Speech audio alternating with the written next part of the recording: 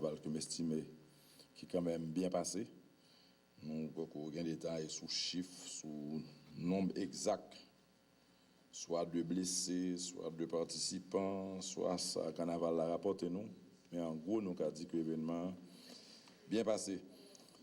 Matin, nous avons jugé que c'était important pour nous faire pays a un rapport sur les dernières missions que nous avons accomplies là pendant 3 jours grailleux, puisque l'État au plus haut niveau a effectué des déplacements pour nous signer des accords, un avec Trinidad et Tobago, 2 avec les Bahamas. C'est des accords de grande importance. Donc, voyage là, il était commencé, nous avons pris un avion dimanche soir, côté que nous sommes arrivés Trinidad et Tobago, pour nous aller dans le sommet CARICOM Japon. À travers le sommet, ça, CARICOM et Japon ont renouvelé l'intérêt pour gérer les questions environnement et changement climatique dans la région par eux. Mais pour nous travailler ensemble, renforcement tout entre échange et liens d'amitié. Donc ça veut dire commerce et tout, renforcer liens culturels et autres partenariats. Renforcement tout de coopération CARICOM Japon. Donc c'était ça que tu as dans l'agenda, sommet ça. Nous avons profité et fait une réunion bilatérale avec le Premier ministre Japon, côté que des questions qui ont pour avec le processus électoral en Haïti a été abordé. Côté que nous rassuré le Premier ministre là de volonté et l'État, gouvernement pour faire les élections, que partenaires ont préparé tout, qu'il s'agissait de un seul bagage qui beaucoup n'emmène, c'est la loi électorale amendée, que si je ne me trompe, nous avons 124 jours aujourd'hui, 124 jours, depuis que la loi électorale ça a dans le Sénat, député, Chambre députée a été voté la loi ça en 2 heures de temps, ça fait 124 jours que la loi électorale là, dans le Sénat, il y a beaucoup de gens qui font séance avec lui. Mais nous sommes rassurés, le Premier ministre là, qui sont partenaires de volonté nous pour avancer avec le processus là. Le fini nous parlé tout, puisque l'important dans les derniers 2 ans ça pour nous renforcer le secteur agricole là. Donc toute rencontre que nous avons, la plupart de eux, je dis toute rencontre, nous devons assurer que nous mettons question agriculture dans l'agenda.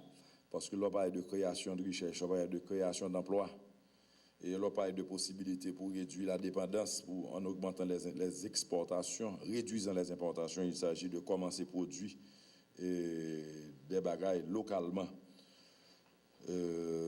Donc, nous parlons de l'agriculture avec lui et de développement petites et moyennes entreprises.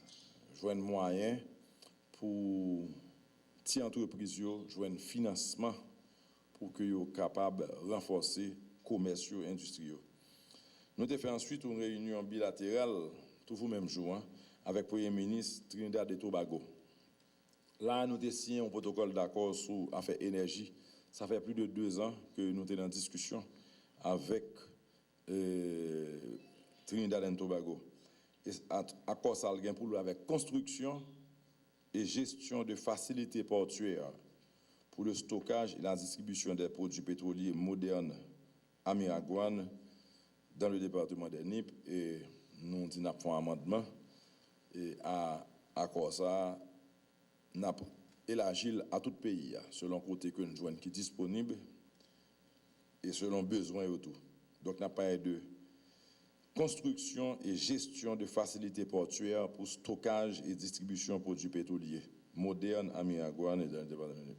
On a parlé de vous même à quoi ça continue.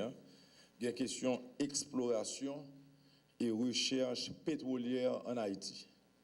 Haïti, son pays, je vous dis, qui est chargé de ressources. Il y a une ressource que l'or noir, c'est ça, c'est le pétrole. Que vous considérez comme une richesse. La plupart des pays qui gagnent pétrole, c'est des pays qui gagnent moyen dans main. Nous sommes capables de pays tant que bon, pire de Irak, qui gagne gros l'argent dans main, Venezuela tout et Trinidad, Qatar. Et donc Napoué, et yo tout vous dit que Haïti gagne pétrole. Yo même dit que Nap non c'est même Nap qui arrive jusqu'au Venezuela. Et il paraîtrait que des indications baillent, il y a des indices qui font qu'on est que il y a joindre déjà. Donc nous-mêmes, pour entrer dans une logique de faire à la bien, nous pas dit jodi a ni gain ni pas gain, d'entrer dans la logique signer avec Trinidad et Tobago pour que cabine faire recherche pétrole en Haïti. Côté que une fois yo t'a dit oui, il y a pétrole en Haïti, Haïtien a dit bon, bah yo a changé. Bahamas tout, nous avons un accord important que nous avons pour nous signer. Ça fait plus d'une année que Bahamas et l'autre pays ont expliqué nos problèmes que nous confrontés avec Haïtiens qui prennent bateau qui prennent Bahamas, qui prennent Turks and Caicos.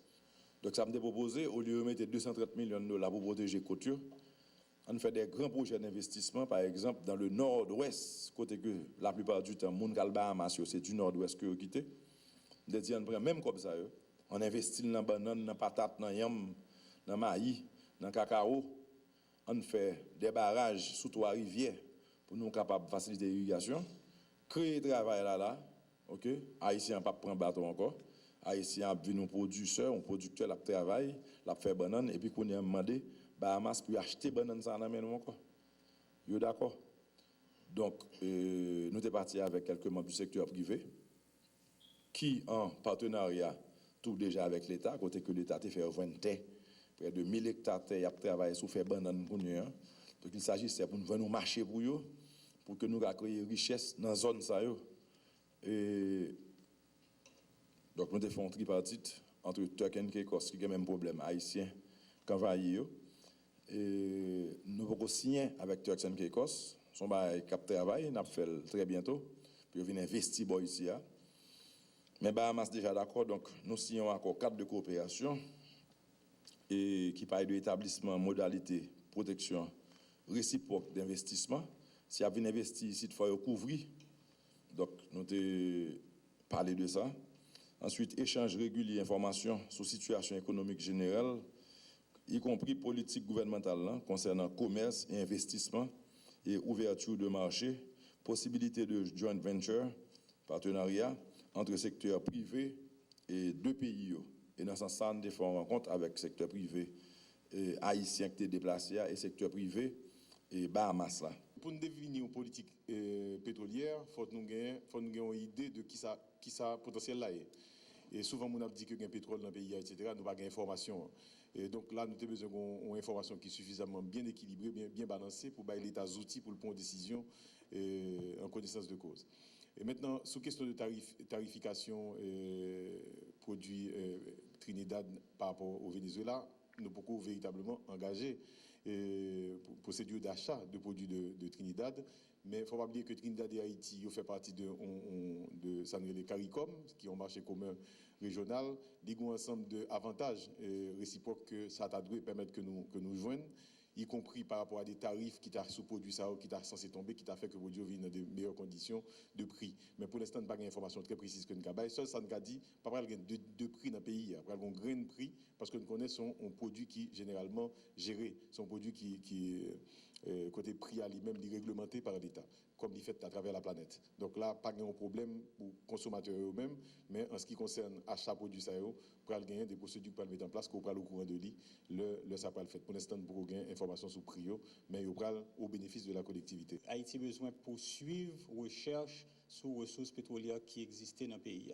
Nous pas connaissons ça qui existait parce que pas nous pouvons faire recherche là dans les affaires produits pétroliers, son bagage qui prend en pile ressources financières, son bagage qui coûté très cher. Moi, par exemple, récemment, au niveau Cuba, il y a un accord avec Vietnam qui fait une recherche, une compagnie vietnamienne qui fait une recherche, qui dépensait 250 millions de dollars dans la recherche là. Finalement, il va joindre ça, il va chercher. Donc, ça veut dire que c'est un investissement extrêmement important et qui risqué que lié. Donc, c'est dans ce sens que nous signons un accord et nous travaillons actuellement dans ce sens avec Trinidad et il y a l'autre accord que nous avons signé dans le même sens pour être capable rechercher qui ça gagne comme ressources pétrolières dans le pays d'Haïti.